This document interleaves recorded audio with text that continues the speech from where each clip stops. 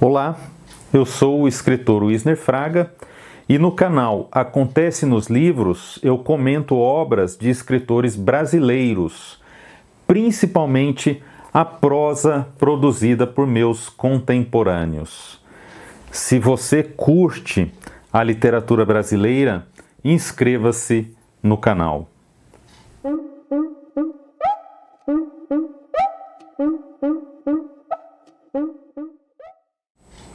Por que não enterramos o cão?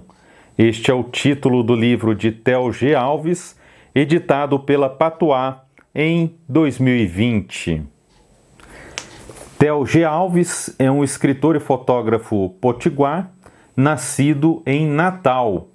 Ele é autor dos livros A Casa Miúda, Pequeno Manual de Coisas Inúteis, Doce, Azedo, Amaro, entre outros livros. Gostaria de inicialmente elogiar o projeto gráfico deste livro, que é de Alessandro Romil, muito bonito, dialogando de forma bastante contundente com a escrita de Theo. Por que não enterramos o cão? É composto por 39 contos, distribuídos por 163 páginas. Daí, nós podemos concluir que os contos deste livro são, em geral, curtos, alguns curtíssimos. Nem por isso se trata de um livro fácil.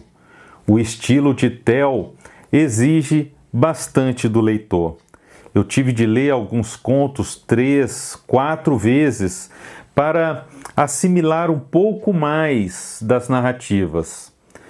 Não há, é claro, essa obrigatoriedade.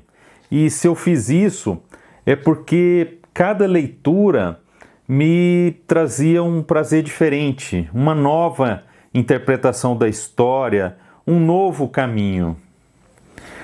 O livro inteiro, como sugere o projeto gráfico, trata de dualidades, sobretudo morte e vida, mas também muitas outras. Eu vou me ater apenas à da vida versus a morte, que para mim é a principal dualidade da obra. Eu vou falar deste tema principal e do livro todo neste momento, sem me ater agora a algum conto especial, mas a tessitura da obra em geral, e também ao tema. Nos contos, o homem é um utensílio, uma matéria com prazo de validade. O homem é algo material e ao mesmo tempo imaterial, algumas vezes um em oposição ao outro, como já alertei. O material normalmente é tratado como lixo, é o corpo, a roupa, o tangível, o agora. O imaterial não é necessariamente a alma, mas aquilo que não é delimitado, que não tem território, é o mistério, é o depois, que pode ser o fim, mas também pode não ser. O homem, outras vezes, é também um animal irracional, e os animais irracionais são metáforas de algo maior, como, por exemplo, a memória, a ancestralidade, o peso da história, de gerações que sofreram e construíram o que somos hoje. A narrativa de Theo é construída de maneira muito lírica, profunda, com um claro diálogo com outras literaturas, inclusive mitologias. A construção das frases reflete de forma muito clara um cenário árido, difícil, e as frases sugerem nitidamente diferentes cenas, como se estivéssemos folheando um álbum de fotografias ou assistindo a algum filme. Mas não são apenas os mortos os protagonistas. Os vivos têm papel fundamental neste livro. Eles interpretam a morte, ressignificam a morte e os mortos, aguardam a própria morte por meio do exemplo do outro. Os vivos comparam e vivem.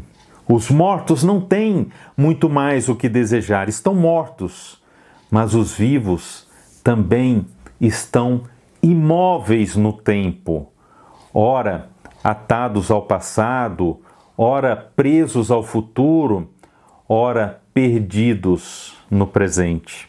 É dessa imobilidade que os personagens se alimentam, de observar essa imobilidade e se valer dela para tentar compreender seu papel no mundo, mesmo que não haja nada a compreender.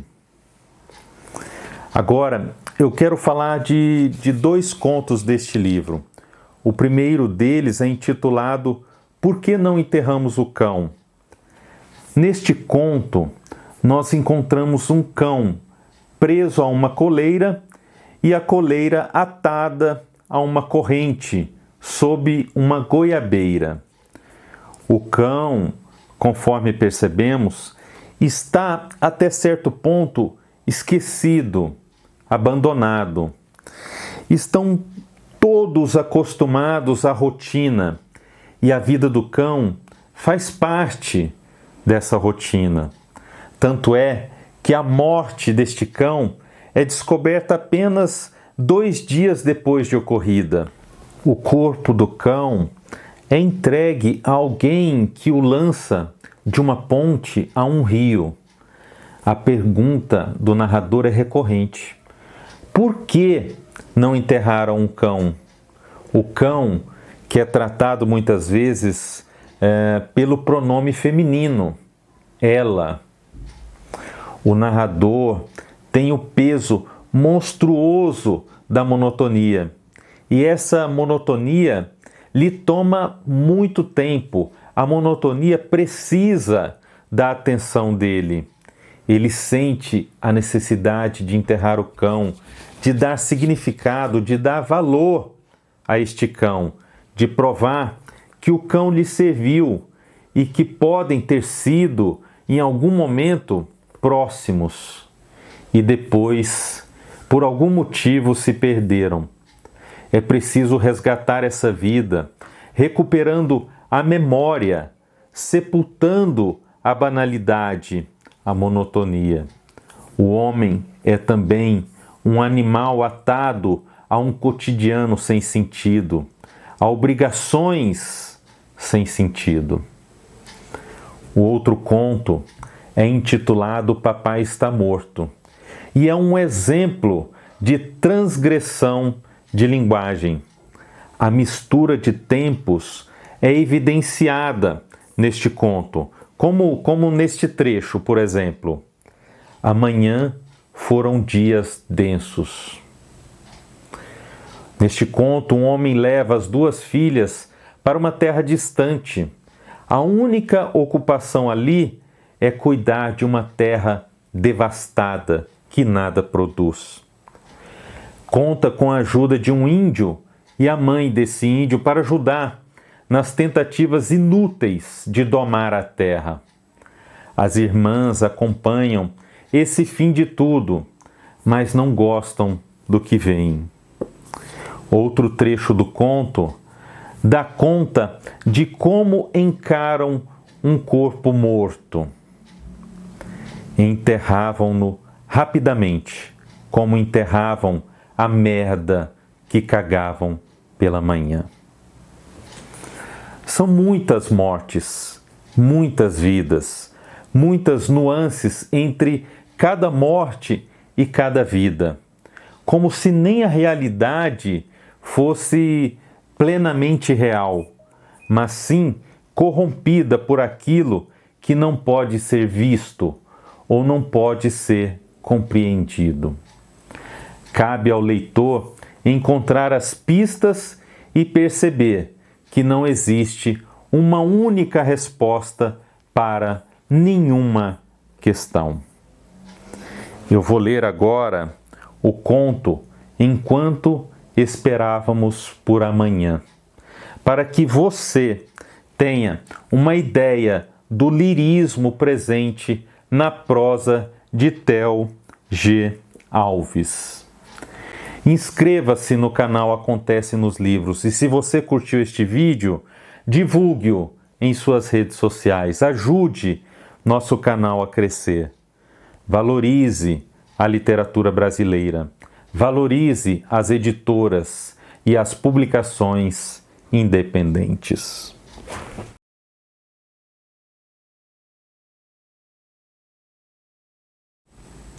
Enquanto esperávamos por amanhã. Ninguém poderia crer que algo se passasse àquela cidade. A noite deitava as primeiras horas da madrugada pesadamente sobre suas ruas. Espalhava-se, silenciosa pelas luzes azuis dos televisores que se podiam adivinhar ao longe, pelas janelas baixas das casas. Escorria morosa e azeda a noite pelo sono dos velhos, que cuidavam do chiado de seus chinelos pelos corredores das casas, rumo aos banheiros desesperados e degradantes. Ninguém poderia crer que algo se passasse àquela cidade de velhos. Seus sonos leves eram constantemente feridos pelo baque surdo e lento de seus corações. Era possível ouvi-los bater, como era possível ouvir o ranger do sangue a correr grosso pelas veias antigas e rígidas de seus corpos erodidos, como era possível ouvir a passagem ácida da urina pelos rins sofridos da lida, lentos e incapazes de cumprir bem o que a natureza os obrigava. Ninguém poderia crer que algo se passasse àquela cidade. O guarda noturno não poderia acreditar que algo acontecesse. A gramatura leve de seu sono, sentado nas calçadas que abrigavam os pés dos passantes diariamente, não imaginaria que algo pudesse acontecer àquela cidade. O ronco brando, interrompido pela caminhada sutil dos gatos constituídos de espuma e arame, caminhando sobre as casas, entre os uivos ímpares de um cão sem geografias. Seu apito breve, de 3 fôlegos curtos, para que a cidade soubesse que o guarda noturno estava lá, inutilmente. Nenhum bêbado, nenhum trabalhador cansado, apenas o choro agudo de uma criança logo calada pelo seio provável de sua mãe. Nenhuma música, nenhum estampido rouco, nem o grito abafado brotado da cama dos amantes, que repetem seus gestos de violência breve, suas pequenas mortes, seus prazeres mecânicos, silenciosos e graves, como o enterro de um bisavô. Nada. Ninguém poderia crer que algo acontecesse àquela cidade. A madrugada inviolada, o orvalho sutil, os morcegos audaciosos, mas afônicos, a rodar os pés de figo. Nada. O sono do guarda, ameaçado pelas primeiras horas, ainda sem sol, e os primeiros pássaros a farfalharem as árvores sem frutos dos canteiros da cidade, anunciavam que nada aconteceria, senão amanhã.